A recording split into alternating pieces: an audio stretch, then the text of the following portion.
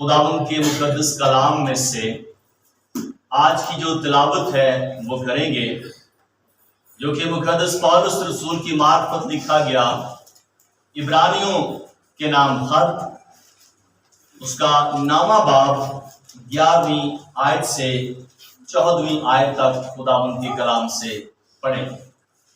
یہاں پر لکھا ہے، لیکن جب مسیح آئندہ کی اچھی چیزوں کا سردار کاہن ہو کر آیا تو اس بزرگ تر اور کامل تر خیمہ کی راہ سے، جو ہاتھوں کا بنا ہوا یعنی اس دنیا کا نہیں، اور بکروں اور بچڑوں کا خون لے کر نہیں بلکہ اپنا ہی خون لے کر پاک مکان میں ایک ہی بار داخل ہو گیا اور اب بھی خلاصی کرائی، کیونکہ جب بکروں اور بیلوں کے خون اور گائے کی راکھ ناپاکوں پر چھڑکے جانے سے ظاہری پاکیزگی حاصل ہوتی ہے، تو مسیح کا خون جس نے اپنے آپ کو ازلی روح کے وسیلہ سے خدا کے سامنے بے عیب قربان کر دیا، تمہارے دلوں کو مردہ کاموں سے کیوں نہ پاک کرے گا، تاکہ زندہ خدا کی عبادت کرے۔ خداوند کے کلام کے پڑھے اور سنے جانے پر خداوند کی برکت ہو۔ آمین۔ آمین۔ آج کا جو ہمارا موضوع ہے وہ فلسفہ کفارے پر ہے،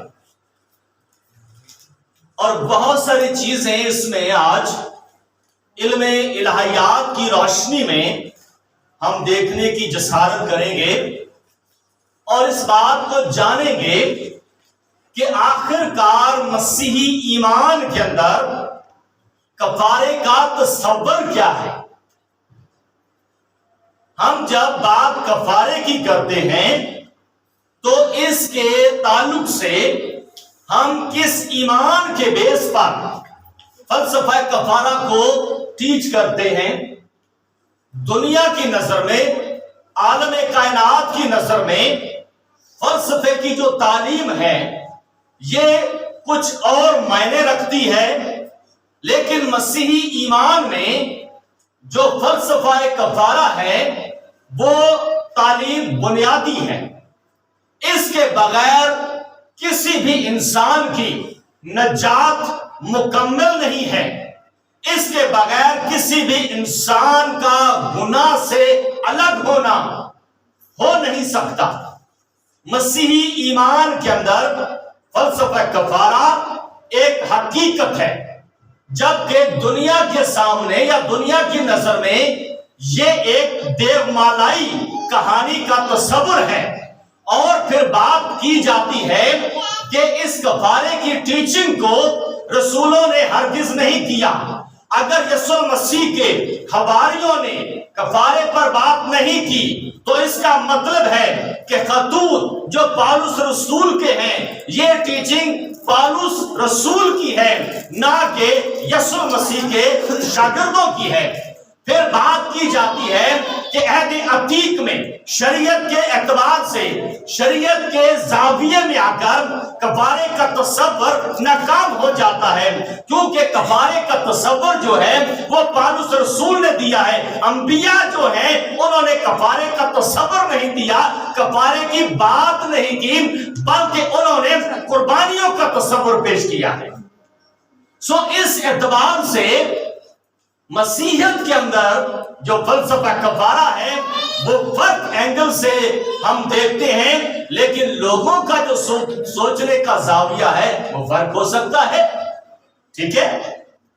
اس لیے پہلی بات، یہ جو لفظ کفارہ ہے ہم اس کی جب اہمیت کو سمجھیں گے، ہم جب لفظ کفارے کے مقصد کو جانیں گے، اس کے صحیح مطلب اور مفہوم کو جانیں گے، تو اس کی آدھے سے زیادہ جو تصویر ہے وہ ہمارے سامنے آٹومیٹک آ جاتی ہے۔ اب جب لفظ کفارہ ہے اور اس کو عربی زبان سے ماخذ کیا گیا ہے، عربی زبان میں کفارے کو کفر کہا جاتا ہے، اور لفظ کفر استعمال کیا جائے گا تو اس کا مطلب ہے کہ کسی چیز کو ڈھانک دینا، کسی چیز کے اوپر پردہ ڈال دینا، کسی چیز کو چھپا دینا تاکہ وہ نظر نہ آ سکے۔ پہلی بات تو یہ ہے کہ عربی زبان کا جو لفظ کفر ہے وہ اس بات کی نشاندہی کرتا ہے کہ کفر کا مطلب ہے ڈھانپ دینا، کفر کا مطلب ہے چھپا دینا، کفر کا مطلب ہے کہ کسی چیز کو جو ہے وہ نظر جو نہ آ سکے اس کو اوپر سے پردہ ڈال دینا۔ اور پھر جب انگریزی زبان کے اندر اس لفظ کا استعمال کیا جاتا ہے تو انگریزی زبان کے اندر اٹونمنٹ کا لفظ استعمال کیا گیا ہے۔ یہ جو لفظ ہے یہ اس کو تھوڑا سا واضح کر دیتا ہے، اس کی جو تشہیر ہے وہ ذرا کھل جاتی ہے، اور یہ لفظ بیان کرتا ہے کہ کسی شخص کا نقصان بھر دینا، کسی شخص کی اگر کوئی جدائی ہو گئی ہے تو اس جدائی کو ختم کر کے اس میں صلح کروا دینا، اور پھر اگر کسی کا غضب کسی کے اوپر بھڑک گیا ہے تو اس کے غضب کو ٹھنڈا کر دینا، اس کے غضب کو مٹانے کے لیے کردار ادا کر دینا، یا پھر کسی کے لیے ابزانے کے طور پر فدیہ دے دینا، یا اس کی جگہ پر اس کو ہرجانہ بھر دینا۔ تو یہ جو لفظ ہے انگریزی کا اٹونمنٹ، یہ اس لفظ کی جو تشہیر ہے وہ واضح طور پر کھل جاتی ہے اور بات صاف ہونا شروع ہو جاتی ہے۔ اس لیے بائبل مقدس کی روشنی میں کفارے کا جو تصور ہے، کفارے کی جو ضرورت ہے، یہ خدا کے ذہن سے ہے، یہ خدا کے اندر کے تصور سے ہے، یہ خدا کے اندر کی تخلیق کا ماخذ ہے، اور بغیر خدا کے کفارہ مکمل نہیں ہو سکتا تھا، کیونکہ خدا کا کلام اس بات کی نشاندہی کرتا ہے کہ کفارے کی ضرورت لازمی تھی۔ اگر ایسا نہ ہوتا تو پھر خدا کا اور انسان کا جو تعلق ہے وہ کبھی بھی بحال نہیں ہو سکتا تھا۔ اس لیے مسیحی ایمان کی جو بنیاد ہے وہ کفارے سے ہی شروع ہوتی ہے، اور پوری دنیا، تمام مذاہب عالم، تمام ڈاکومنٹریز، تمام انسائکلوپیڈیاز، تمام تر دنیا کے جو مفسر ہیں وہ اس بات پر متفق ہیں کہ انسان کو بچانے کے لیے، انسان کو بحال کرنے کے لیے، انسان کو پھر سے خدا کے ساتھ ملانے کے لیے، انسان کے گناہوں کو ڈھانپنے کے لیے، خدا کے غضب کو مٹانے کے لیے، خدا کی نظر میں یہ ضروری تھا کہ انسان کا ہرجانہ بھر دیا جائے تاکہ وہ کام جو خدا نسل انسانیت کے ساتھ کرنا چاہتا ہے وہ مکمل ہو سکے۔ اور یہ خدا کا تقاضا ہے، یہ خدا کا منصوبہ ہے، یہ خدا کا پلان ہے۔ اس لیے کفارے کی ضرورت تھی۔ اگر کفارے کی ضرورت نہ ہوتی تو خدا اس کے اوپر کبھی بھی سوچتا نہ اور نہ کام کرتا۔ اس لیے یہ کہاں سے شروع ہوتا ہے، کہاں سے یہ پیدا ہوتا ہے؟ یاد رکھیں، اس بات کو ہم سب جانتے ہیں کہ خدا کا اور انسان کا جو رشتہ تھا، وہ رشتہ جو ہے ایک بڑا مقدم اور مقدس رشتہ تھا، اور بائبل مقدس یہ بات بیان کرتی ہے نسب نامے کے اندر کہ آدم کو خدا نے اپنا بیٹا کہا تھا. علم الہیات کی روشنی میں یہ بات کر رہا ہوں. بائبل مقدس کے آدم کے نسب نامے کے اندر آدم جو ہے وہ خدا کا بیٹا ٹھہرتا ہے، اور بیٹے ٹھہرنے کے سبب سے آدم جو ہے وہ خدا کی تخلیق ہے. خدا نے آدم کو بنایا، اور آدم کا خدا کا جو رشتہ ہے وہ مکمل طور پر واضح تھا. اور یاد رکھیں کہ جو مفسرین ہیں وہ یہ بات کرتے ہیں کہ خدا کے اور آدم کے درمیان سینٹر میں خلا نہیں تھا، بلکہ یہ جو آسمان جس کو فضا کا آسمان کہا جاتا ہے، آج ہمیں کہکشاں اور سورج چاند ستارے نظر آتے ہیں، لیکن آدم کی جو بصیرت ہے وہ اس قدر تیز تھی کہ آدم ان کہکشاؤں سے اوپر اپنی نگاہ سے منظر دیکھ سکتا تھا. یہ مفسرین بائبل کی ٹیچنگ میں، علم الہیات کی روشنی میں آن دا ریکارڈ یہ تشریح موجود ہے، اور وہ کہتے ہیں کہ آدم اور خدا کے درمیان کوئی بھی ایسی چیز چھپی نہیں تھی، کوئی بھی ایسی رکاوٹ نہیں تھی. آدم کی جو نظر ہے، جو بصیرت ہے، اس کی جو حد نگاہ ہے وہ خدا کے آسمان تک جاتی تھی. جس طرح سے ہماری جو حد نگاہ ہے وہ ایک حد تک جا کر رک جائے گی، اس سے پار نہیں ہوگی، لیکن آدم کا جو دیکھنے کا عمل تھا، اس کی جو نگاہ کا تصور تھا، وہ سب چیزوں کو کراس کر جاتا تھا. اور آدم کا خدا کا جو رشتہ ہے وہ ایک اٹوٹ رشتہ تھا، اور خدا نے آدم کے ساتھ گفتگو کی. خدا آدم کے ساتھ بات چیت کرتا تھا. خدا ٹھنڈے اوقات میں ان کو بتاتا، سکھاتا، ان کی رہنمائی کرتا تھا، اور خدا کے ساتھ وہ اچھی زندگی بسر کر رہے تھے. لیکن کفارے کی جو ضرورت ہے وہ اس عمل کے بعد مارز وجود میں آئی ہے، اور اس کا آغاز آدم کے نافرمان ہونے سے ہوتا ہے. جب آدم نے خدا باپ کی نافرمانی کر دی، اور وہ بات جو خدا نے کہی تھی اس کو وہ بھول گیا، اور جس درخت کی مانند خدا نے منع کیا تھا کہ اس کے پھل کو نہیں کھانا، وہ کھا لیا.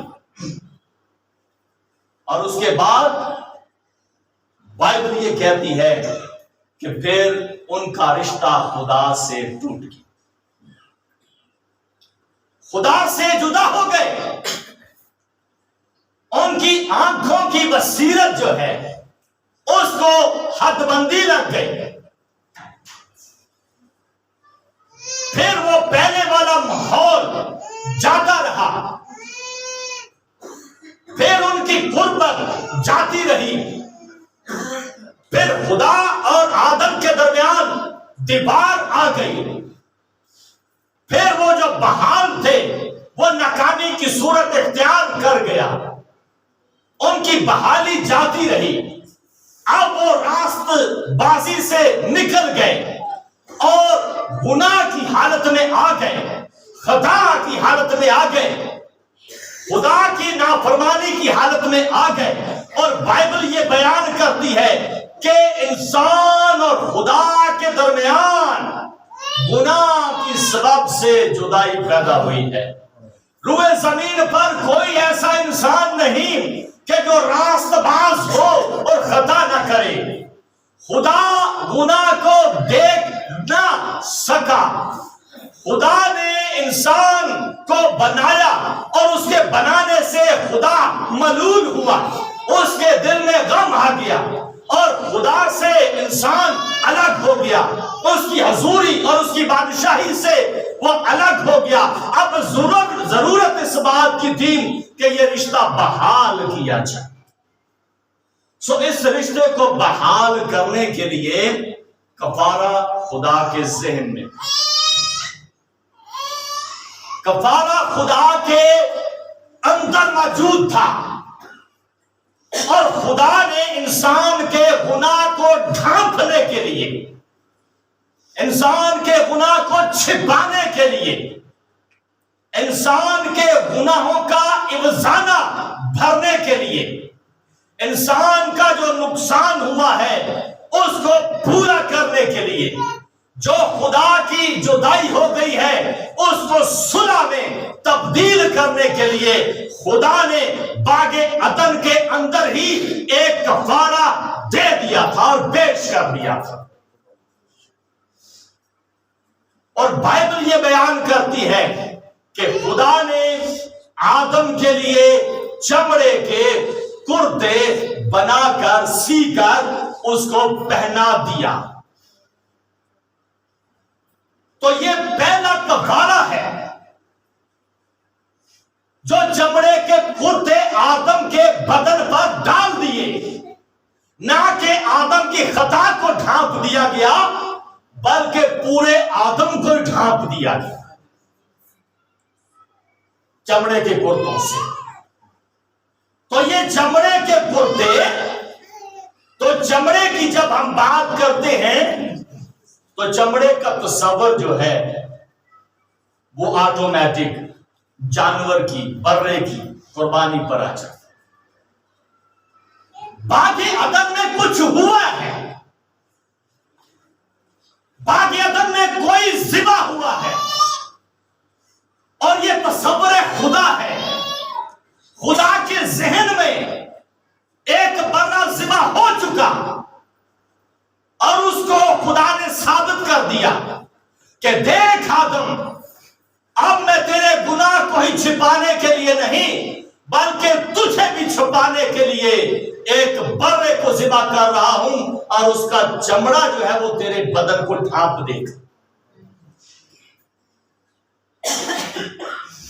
اور پھر بات آگے چلے گی۔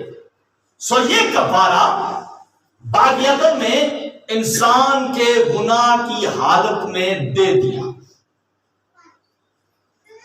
اور اس وقت سے لے کر آنے والے وقت تک گناہ نے انسان کو جو ہے وہ بری طرح سے متاثر کیا۔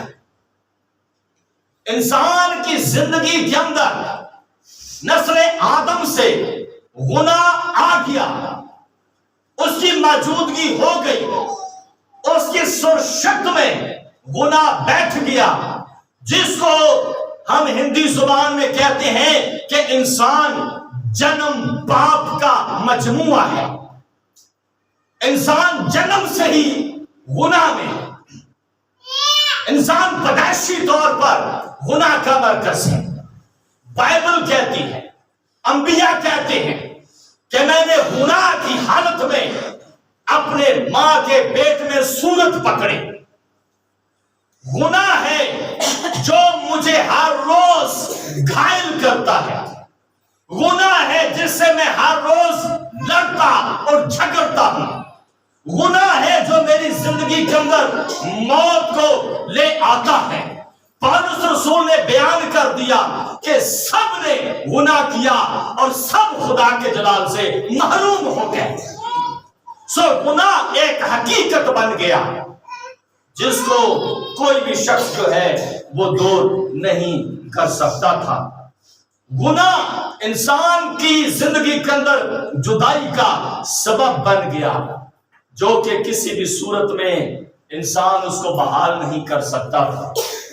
سو اس لیے کفارے کا تصور مسیحی ایمان کے مطابق، علم الہیات کے مطابق باغ عدن سے ہی پیدا ہو جاتا ہے، اور پھر خدا نے اس کو کنٹینیو کر دیا تاکہ انسان اس بات کو ذہن میں رکھے کہ اس کی زندگی جو ہے وہ گناہ آلودہ ہے، اس کے لیے اسے کفارے کی ضرورت ہے، اس کے لیے کسی کا خون بہایا جائے گا، اس کے لیے وہ اپنے آپ کو تیار رکھے۔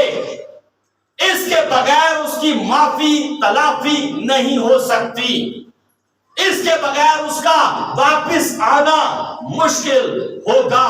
تو خدا نے یہ انتظام اپنے انبیاء کو دیا، اور بائبل مقدس یہ بیان کرتی ہے کہ جب خدا نے مقدس موسیٰ سے بات کی، کلام کیا، تو خداوند نے مقدس موسیٰ کو بتایا کہ اے مقدس موسیٰ، تو میرے پاس پہاڑ پر آ جا، اور جو جو چیزیں میں تجھے دکھاؤں گا اور بتاؤں گا تو اسی کے مطابق کرنا۔ مقدس موسیٰ نے کہا ٹھیک ہے خداوند، میں آپ کے پاس پہاڑ پر آ جاتا ہوں، اور جو کچھ آپ فرمائیں گے میں ویسا ہی کروں گا۔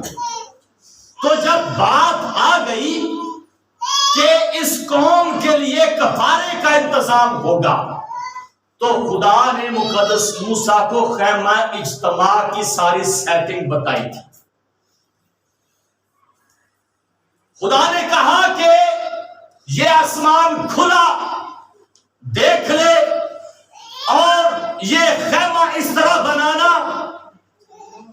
اس کے پردے اس طرح سے لگانا، اس کی رسیاں اس طرح سے لگانا، اس کے کیل اس طرح سے لگانا، اس کی جالیاں اس طرح سے لگانا، اور اس خیمے کے رخ اس طرف کرنا، اور تین قبیلوں کے درمیان اس کو رکھنا، اندر کی چیزوں کا جائزہ لگا دینا، ایک قربان گاہ بنانا، ایک میز بنانا، ایک شمعدان بنانا، اور اس خیمہ اجتماع کے 2 کمرے بنانا، ایک کمرے کو پاک ترین کہنا اور ایک کمرے کو پاک کہنا، وہاں پر جا کر بخور جلانا، عہد کا صندوق بنانا، اتنا اس کا سائز رکھنا، اور وہاں پر میں تجھ سے ملا کروں گا اور اپنی قوم سے ملا کر۔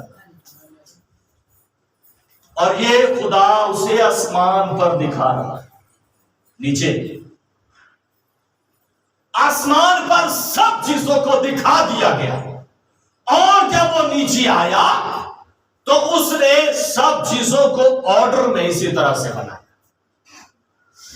سب چیزوں کو قائم کیا، اور وہاں پر یہ تصور تھا کہ دیکھو تم گناہ آلودہ ہو، اور تمہارے گناہوں کی معافی کے لیے، نجات کے لیے اس طرح سے بکرے بچڑے بیل ذبح کیے جائیں گے، یہ تمہارے عوضی ہوں گے، اور یہ 1 سال کے لیے ہوگا، 1 سال کے بعد پھر یہ ہوگا، وہ سال گزر جائے گا، پھر یہ ہوگا۔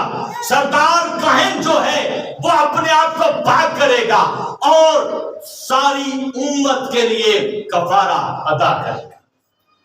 تو یہ ساری چیزیں خدا نے مقدس موسیٰ کے ساتھ بانٹی، اور مقدس موسیٰ کو یہ سب کچھ بتایا، اور اس نے ایسا کیا۔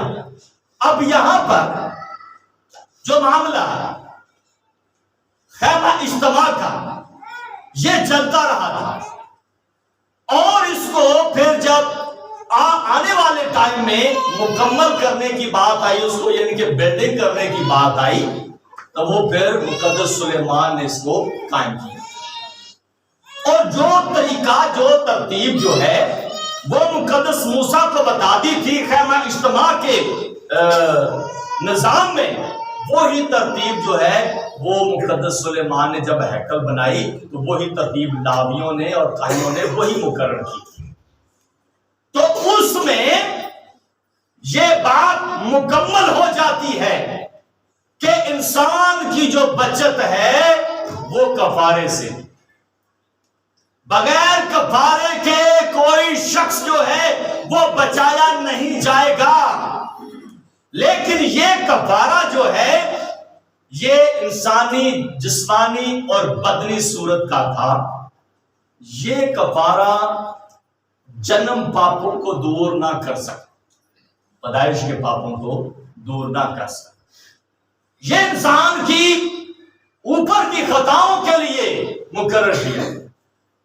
وہ غلطی خطائیں جو ان سے سرزد ہوتی وہ اس کفارے کو ادا کر دیتے. تو اس لیے یہ وہاں سے چلتا رہا. یہ باغ عدن سے اس کا تصور شروع ہوتا ہے، خیمہ اجتماع کے اندر آتا ہے، خیمہ اجتماع کے بعد یہ ہیکل میں شفٹ ہو جاتا ہے اور یہ چلتا رہتا ہے. جب ہیکل میں یہ شفٹ ہو جاتا ہے تو اس کے بعد ایک ٹائم آتا ہے 538 قبل از مسیح، اس میں یہ ہیکل برباد کر دی جاتی ہے نبوکدنضر کے ٹائم میں. یہ 70 سال اسیری میں چلے گئے، نبوکدنضر نے حملہ کر دیا اور وہ سارے کا سارا نظام تہس نہس ہو گیا اور لوگ قتل ہو گئے، مر گئے. جو بچ گئے وہ اسیری میں چلے گئے، بابل کے اسیری میں. پیچھے جو ہیکل کا نظام تھا وہ سب ختم ہو گیا، ٹوٹ پھوٹ کا شکار ہو گیا. اور جو عہد کا صندوق تھا جہاں پر شکائنا خدا کا ٹھہرتا تھا، جہاں پر خدا اپنے لوگوں کی خطائیں اور ان کی قربانیاں قبول کرتا تھا، وہ سارا نظام ختم ہو گیا اور وہ عہد کا صندوق جو ہے اس ٹائم سے غائب ہو گیا. سلیمان کی ہیکل کے بعد عہد کا صندوق غائب ہو گیا، اس کا نہیں پتہ چلا. وہ الگ بات ہے کہ کچھ اسکالر جو ہیں وہ گاڈ وائف کی بات کرتے ہیں، لیکن میں اس کی بات نہیں کروں گا، لیکن میں بائبل سے بات کروں گا تھوڑا. سو وہاں سے یہ غائب ہو گیا. جب وہاں سے یہ غائب ہو گیا، شکائنا نہ رہا، رحم کی کرسی نہ رہی. رحم کی کرسی جو ہے وہ عہد کے صندوق کے ڈھکن کو کہتے ہیں. عہد کے صندوق کے ڈھکن کے اوپر 2 کروبی بنائے گئے تھے، اور جب سردار کاہن اندر جاتا تھا تو وہ اس ڈھکن کے اوپر، دونوں کروبیوں کے سینٹر میں جو جگہ تھی ڈھکن کی، وہاں پر وہ خون چھڑکتا تھا. تو اس کو رحم کی کرسی کہا جاتا ہے. تو وہ رحم کی کرسی پر، عہد کے صندوق کے ڈھکن پر خون چھڑکتا تھا. اور وہ جو کروبی فرشتے تھے وہ جلال کی نمائندگی کرتے تھے، اور جیسے ہی وہ خون وہاں پر آتا تھا تو آسمانی نیچرلی معجزاتی طور پر اس جگہ پر خدا کا جلال چمکتا تھا، اور اس کی شائنز جو ہے وہ عہد کے صندوق پر آ جاتی تھی، جس سے سردار کاہن کو پتہ چل جاتا تھا کہ خدا نے اس کفارے کو قبول کر. وہ شکاینا ہو جاتا تھا اور پھر اس کے بعد وہ سارا عمل کر کے واپس آتا تھا. اچھا، تو جب عہد کا صندوق دورے بابل کے ٹائم میں نبوکدنضر کے حملے کے بعد غائب ہو گیا، اس کے بعد عہد کا صندوق نہیں تھا. اس کے بعد جسٹ کاہن جو ہے وہ لوگوں کی قربانیاں ہی پیش کرتا تھا، وہ لوگوں کا کفارہ ہی دیتا تھا بغیر عہد کے صندوق کے. اور 70 سال کے بعد جب یہ واپس آئے یروشلم کے اندر زربابل کی نگرانی میں، اور وہاں پر انہوں نے دیکھا کہ اب کیا کریں، انہوں نے دوبارہ ہیکل بنائی. تو اس ہیکل میں بھی عہد کا صندوق نہیں تھا. جب یہ زربابل والی ہیکل پھر 164 میں جا کر یا 168 میں جا کر تباہ ہوئی روم کے ٹائم میں، تو وہ پھر تباہ ہوا. تو اس کے بعد پھر ہیرودیس نے ہیکل کو دوبارہ بنایا، تو اس ٹائم بھی عہد کا صندوق اس میں نہیں تھا. اب ذرا سا نوٹ کر لیجئے، کئی دفعہ لوگ کہتے ہیں کہ وہ جو اسرائیل ہے نا مشرق وسطیٰ تھا، وہ تیسری ہیکل بنانا چاہتا، تیسری نہیں بنانا چاہتا. آپ گن لیں تھوڑا سا علم الہیات کی روشنی. سلیمان نے بنائی اور نبوکدنضر نے توڑ دی. ایک ہو گئی ایک. سیکنڈ زربابل نے بنائی اور وہ پھر جنگ میں توڑ دی گئی. 2. تیسری ہیرودیس نے بنائی. کس نے؟ ہیرودیس نے بنائی اور وہ 70 عیسوی میں برباد کر دی، آگ لگا دی گئی. لیکن یہ ہو گیا کلیئر. اب اگر کوئی یہ کہے کہ مشرق وسطی کا اسرائیل ہیکل بنانا چاہتا ہے تو کننی بنائے گا؟ کلیئر. یہ بہت سارے ہمارے خانوں میں بھی کنفیوژن ہے. وہ تیجی ہیکل بنانے لگے, تیجی نہیں بنانے لگے, چھوٹی 3 ہو گئی ہے. اور سلیمان کی ہیکل کے بعد کسی بھی ہیکل میں ہیرودیس تک کے زمانے میں عہد کا صندوق نہیں تھا. اور شاگردوں نے یسوع مسیح سے بات کی کہ استاد کتنے سال ہو گئے اس کو بنتے بنتے؟ 46. ابھی وہ کام جاری تھا. 46 ہو گیا تھے, کام جاری تھا. ہیرودیس اس کو بنا رہا تھا کیونکہ ہیرودیس جو ہے وہ یہودیوں کی حمایت لینے کے لیے ان کے ساتھ یہ کرتا تھا, کیونکہ انہیں پتا تھا کہ انہیں ہیکل بڑی عزیز ہے. تو یسوع مسیح نے وہاں پر بات کر دی. یسوع مسیح نے کہا کہ میں تم سے سچ سچ کہتا ہوں کہ اس ہیکل کی پتھر پر پتھر باقی نہیں رہے گا جو گرایا نہ جائے. تو وہ 70 عیسوی میں گرا دی. روم کی حکومت نے جب اس کے اوپر حملہ کیا, قبضہ کیا, تو وہ 70 عیسوی میں گرا دی گئی. یروشلم کو آگ لگا دی گئی, ہیکل کو آگ لگا دی گئی, سنہری شہر کو آگ لگا دی گئی, اور اس کی اینٹ سے اینٹ اکھاڑ دی گئی بنیادوں تک. کیونکہ اس کی دیواریں, یہ جو ہم نے بھی یہ جو لکڑی یا پتھر سے اس کو کیا ہوا ہے نا خوبصورت, تو ہیرودیس نے اس ہیکل کی دیواروں کو سونے کی چادریں لگائی ہوئی تھی, سونے کی پرتیں لگی ہیکل. تو جب آگ لگا دی گئی تو سونا جو ہے وہ پگھل گیا, اور سونا پگھل کر دیواروں سے زمین کے اندر بنیادوں تک چلا گیا. اور جب جنگ ختم ہو گئی, معاملہ ٹھنڈا ہو گیا, جو لوگ ادھر ادھر بھاگ بھوگ گئے تھے, فوجیں واپس چلی گئیں, وہ واپس آئے ہیکل بنانے کی غرض سے نہیں, بلکہ وہ جو سونا تھا ہیکل کی دیواروں پر چپکا ہوا وہ ڈھونڈنے کی شکل. تو انہوں نے کیا کیا کہ ہیکل کی بنیادوں تک کی اینٹیں اکھاڑ کر سونا تلاش کرنے کے لیے اینٹ سے اینٹ ہٹا دی. تو اس کا مطلب ہے کہ یسوع مسیح کی پیشن گوئی جو ہے وہ جب 70 عیسوی میں مکمل ہو گئی ہے, تو اس کا مطلب ہے کہ اس کے بعد اب ہیکل نہیں بنی ہے. مہربانی سے بات لے جائیے, کوئی بات نہیں.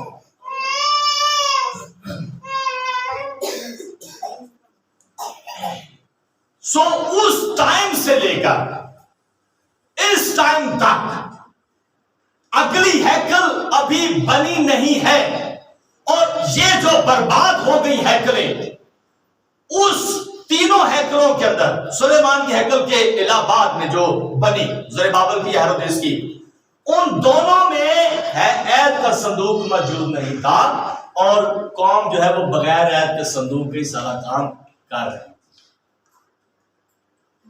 خدا کا یہ منصوبہ, خدا کا یہ پلان بڑا واضح تھا کہ یہ سب کچھ ناکام ہے.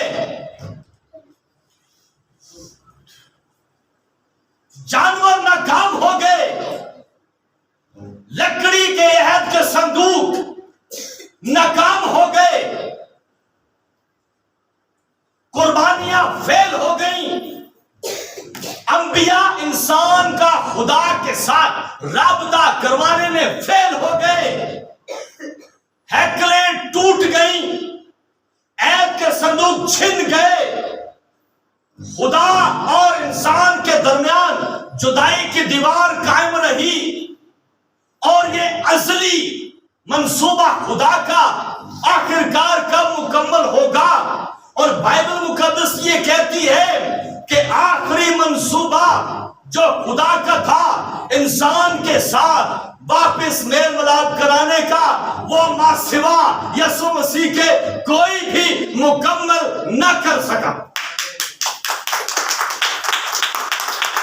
تو اس سبب سے خدا نے اپنے بیٹے یسوع مسیح کو بھیجا. بائبل مقدس کی روشنی میں، علم الحیات کی روشنی میں دیکھ لیجئے عبرانیوں کے نام کا خط اور اس کا پہلا باب اور پہلی آیات میں خدا نے اپنے بندہ کے وسیلہ سے یہ بات صادق فرما دی اور کہا کہ اگلے زمانہ میں، جب بائبل اگلے زمانے کی بات کرتی ہے تو یاد رکھیں کہ یہ پچھلے زمانے کی بات ہو رہی ہے. تو یہاں پر مصنف یہ کہتا ہے کہ خدا نے اگلے زمانہ میں خدا نے باپ دادا سے حصہ بہ حصہ اور طرح بطرح نبیوں کی معرفت کلام کر کے اس زمانے کے آخر میں ہم سے بیٹے کی معرفت کلام کیا، جس نے اس نے سب چیزوں کا وارث ٹھہرایا اور جس کے وسیلہ سے اس نے عالم بھی پیدا کیے. وہ اس کے جلال کا پرتاؤ اور اس کی ذات کا نقش ہو کر سب چیزوں کو اپنی قدرت کے کلام سے سنبھالتا ہے. وہ گناہوں کو دھو کر عالم بالا پر کبریا کی دہنی طرف جا بیٹھا. سو بائبل واضح کرتی ہے کہ خدا نے اگلے زمانے میں نبیوں کی معرفت کلام کیا، ان کی معرفت انتظام کیا، لیکن سب ناکام ہو گئے اور آخر میں اس نے اپنے بیٹے یسوع مسیح کو بھیجا جو کہ کبھی ناکام نہ ہوگا، جو کبھی فیل نہ ہوگا، جو کبھی چڑھایا نہیں جائے گا، جو کبھی ڈھایا نہیں جائے گا، جو کبھی کسی بھی طرح سے کسی بھی حالات میں کسی بھی زاویے میں بکے گا نہیں. اسے کوئی بھی غلام نہیں بنائے گا، اسے کوئی بھی اسیر نہیں کرے گا، بلکہ وہ ساری نسل انسانیت کو اسیری سے آزاد کرے گا. وہ میرا بیٹا ہوگا. سو خدا نے آخر میں اپنے بیٹے سے کلام کیا. سو وہ وقت آ جاتا ہے کہ جب کفارہ ازل کو پہنچتا ہے. بائبل مقدس یہ بیان کرتی ہے کہ سب کچھ ناکام ہونے کے بعد، ہیکل کے برباد ہونے کے بعد، سب اسیر کے معاملات ہونے کے بعد، قربانیاں ناکام ہونے کے بعد، خداوند یسوع مسیح نے اس کفارے کو مکمل کرنے کے لیے اپنے آپ کو پیش کر دیا تھا. اور یسوع مسیح نے صلیب پر جا کر اس کفارے کی اہمیت کو واضح کر دیا. وہ گناہ جو انسان کی سرشت میں تھا، معروسیت میں تھا، جنم سے تھا، وہ یہاں پر آ کر مکمل ہو جاتا ہے. یاد رکھیں کہ کئی مرتبہ جب ہم یہ بات کرتے ہیں کہ اگرچہ عہد کا صندوق نہیں تھا لیکن یسوع مسیح کا کفارہ مکمل کیسے ہو سکتا ہے، سو ابھی میں آپ کو بتاؤں گا کہ یہ کیسے مکمل ہوتا ہے. یسوع مسیح نے جب صلیب پر اپنی جان دی تو عبرانیوں کا خط اس کا 9 باب کہتا ہے کہ وہ سردار کاہن تھا. کون تھا؟ سردار کاہن.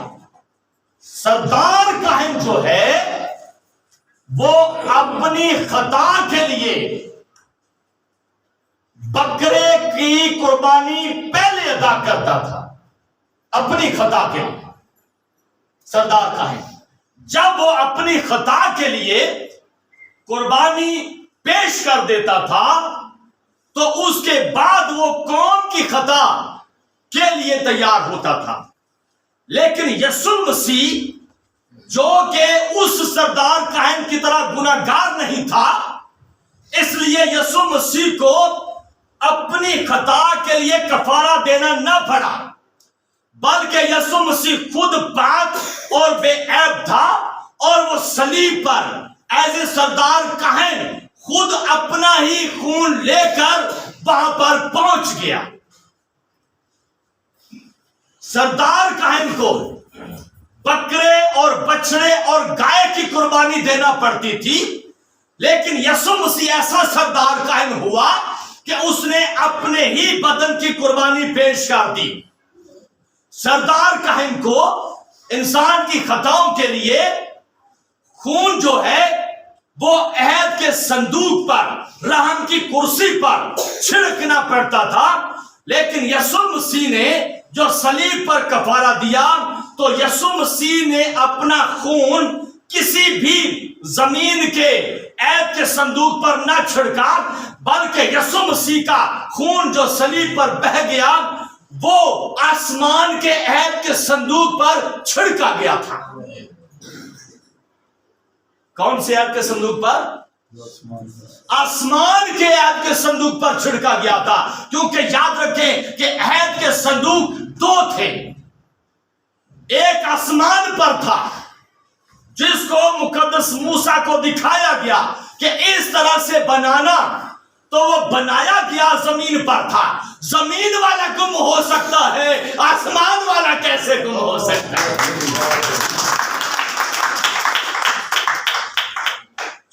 یسوع مسیح کا جو خون تھا صلیب پر بہہ گیا، اس کی یادگاری آسمان کے عہد کے صندوق پر ہو گئی تھی. اور مکاشفہ کی کتاب یہ بات کرتی ہے، 6 باب 11 باب، کہ یسوع مسیح جو ازل سے ذبح کیا ہوا برہ ہے وہی قدرت، حشمت اور جلال کے لائق نکلا. یسوع مسیح کے خون کی جو ازلیت ہے وہ آسمان پر پہنچ گئی تھی. اور مکاشفہ کی کتاب اس کے 11 باب کی 19ویں آیت میں یسوع مسیح کے آنے پر اس کے عہد کے صندوق کو واپس دکھایا جائے گا. اس آسمان کے عہد کے صندوق کو دکھایا جائے گا، زمین والے کو نہیں دکھایا جائے گا. بائبل مقدس یہ بیان کرتی ہے کہ آسمان پر عہد کا صندوق کھولا گیا اور اس میں سے بجلی، آوازیں، گرجیں اور جلال نکل آیا. اور یہ یسوع مسیح کے دوبارہ آنے پر وہ کھلے گا. اس کے کھلنے کا مطلب یہ ہے کہ اس یسوع نے اے امت کے لوگوں جو کفارہ دیا تھا نا، وہ خون کی یادگار آسمان کے عہد کے صندوق پر آ گئی تھی، اس لیے تو تم یہاں ہو.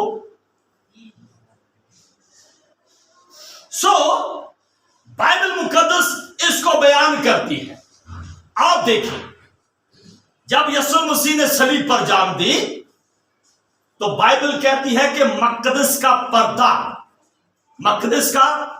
پردہ جو کہ پاک اور پاک ترین مقام کے سینٹر میں لگا تھا، یہ 4 انچ موٹا تھا. اینٹ ہے نا، اینٹ 4 انچ، یہ 4 انچ موٹا تھا. اور خالص پوشش اور خالص ریشم سے اور خالص کاٹن سے بنایا گیا تھا. اس کے پردوں کے جو حصے تھے وہ 5 تھے. 5 حصے تھے. اور یہ 30 فٹ اس طرح سے تھا، 45 فٹ اس طرح سے تھا. اور یہ 4 انچ موٹا تھا. اور بائبل یہ بیان کرتی ہے کہ وہ دن، جس دن یسوع مسیح کی مصلوبیت ہوئی، وہ کفارے کا دن تھا. کون سا تھا؟ کفارے کا دن تھا. اس ہیکل کے اندر جو زمین کا سردار قائم تھا، بغیر عہد کے صندوق والی ہیکل میں، وہاں پر وہ سردار قائم قربانی بکروں کی پیش کر رہا تھا. کیونکہ یسوع مسیح کی جو مصلوبیت ہے وہ یروشلم شہر کے باہر تھی، یروشلم شہر کے اندر نہیں تھی، وہ یروشلم شہر کے باہر تھی. ہیکل کا جو پردہ ہے، جو قربانیاں ہیں، وہ یروشلم شہر کے اندر ہو رہی تھی. یسوع مسیح کی مصلوبیت یروشلم شہر سے باہر ہو رہی تھی. اور ادھر جب وہ قربانیاں ہو رہی تھی تو ادھر یسوع مسیح کی قربانی پوری ہو گئی تھی. اور وہ پردہ جو ہے اوپر سے نیچے تک پھٹ گیا تھا. اوپر سے نیچے تک کیا ہو گیا تھا؟ پھٹ گیا تھا. وہاں پر جو سردار قائم تھا ہیکل میں، اسے اگرچہ اس بات کی سمجھ آ رہی تھی یا نہیں آ رہی تھی، لیکن بائبل کی جو علم الہیات کی ٹیچنگ ہے وہ یہ بات کرتی ہے کہ وہ پردہ انسان کے اور خدا کے درمیان دیوار تھا. وہ پردہ جہاں پر ہیکل کے اندر وہ کہیں قربانی پیش کر رہا تھا، یہ 4 انچ کا پردہ انسان کے اور خدا کے درمیان دیوار تھا. لیکن وہاں پر وہ قربانیاں پیش کر رہے تھے، لیکن ادھر جب اصلی حقیقی آخری قربانی، آخری کفارہ پیش ہو گیا تو خدا نے پردے کو اوپر سے نیچے تک پھاڑ دیا، اور وہ دیوار جو انسان اور خدا کے درمیان جدائی کی تھی وہ ڈھا دی اور پھر سے نجات کرا دیا. اور یسوع کا خون آسمان کے عہد کے صندوق پر قبول ہو گیا تھا، اور یہ خدا کرنا چاہ رہا تھا. زمین پر کی قربانیاں، کفارے پردے کو جدا نہ کر سکیں. یسوع مسیح کا کفارہ پردے کو جدا کر گیا اور اوپر سے لے کر نیچے تک پردہ پھٹ گیا. تھیولوجین کہتے ہیں کہ اس پردے کی طاقت، پاور اتنی تھی کہ 2 جوڑی بیل باندھ کر رسوں سے ان کو ادھر ادھر کھینچنے کے لیے چلایا جاتا تو وہ پردہ پھٹنے کے لائق نہیں تھا، اتنا مضبوط تھا. اور یہ جو 5 کا حصہ تھا پردے کا، اہل یہود 10 کمانڈمنٹس کو ہر طرح سے فالو کرتے تھے، اور یہ 30 فٹ کا تھا لیکن 10 حصوں پر یہ مشتمل تھا ایک، اور یہ ان کے 10 کمانڈمنٹس تھے. وہ 10 کمانڈمنٹس کی نشاندہی کرتا تھا. سو خدا نے یسوع مسیح کے ذریعہ سے یہ معاملہ مکمل کر دیا. اور یہ جو یسوع مسیح نے صلیب پر کہا نا تمام ہوا، تو یہ ایسی نہیں کہتی کہ تمام. یسوع مسیح نے پیدائش سے لے کر، باغ عدن سے لے کر، نسل آدم سے لے کر دنیا کے آخری انسان کے پیدا ہونے تک ایک ہی کفارہ دے دی.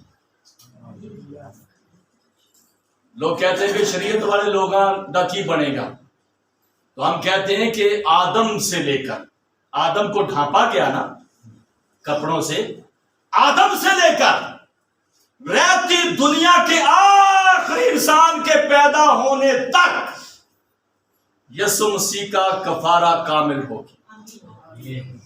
اب کسی اور کفارے کی ضرورت نہ رہی، کیونکہ یسوع مسیح کے کفارے نے انسان کو خدا سے ملا دیا. یسوع مسیح کے کفارے نے خدا کے غضب کو مٹا دیا. یسوع مسیح کے کفارے نے انسان کی اور خدا کی صلح کروا دی. یسوع مسیح کے کفارے نے عوضی کا کردار ادا کر دیا. یسوع مسیح کے کفارے نے قیمت ادا کر دی، اور یہ کوئی نہ کر سکا. نہ زمین کے کاہن کر سکے، نہ زمین کے بادشاہ، نہ زمین کے نبی کر سکے، یہ یسوع مسیح کر سکے. سو اس لیے مسیحی ایمان کی بنیاد کفارے سے شروع ہوتی ہے، اور مسیحی ایمان کی بنیاد یسوع مسیح کے کفارے پر جا کر مکمل ہو جاتی ہے. اس لیے ہم کہتے ہیں کہ دنیا کے اندر اگر انسان کی نجات ہے تو وہ یسوع مسیح کے وسیلہ سے. لوگ نجات ڈھونڈتے ہیں عملوں سے، لیکن بائبل مقدس کہتی ہے کہ عملوں سے نجات نہیں ملے گی. یسوع مسیح کے کفارے پر ایمان لا، تو اور تیرا گھرانہ بچ جائے گا. آمین. برکت اسلام.